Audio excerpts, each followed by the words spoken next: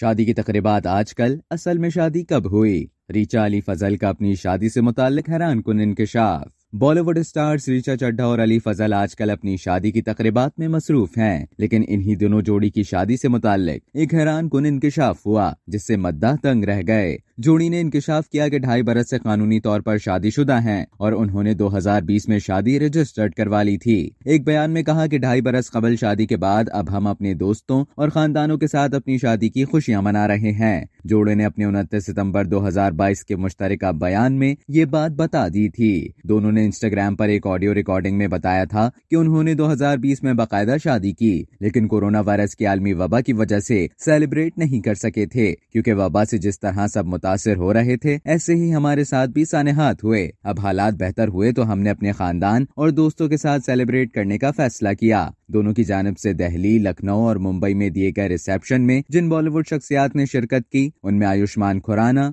विक्की कौशल, विद्या बालन, हुमा कुरैशी, करण जौहर, संजय दत्त और तापसी पन्नू समेत दीगर शामिल थे।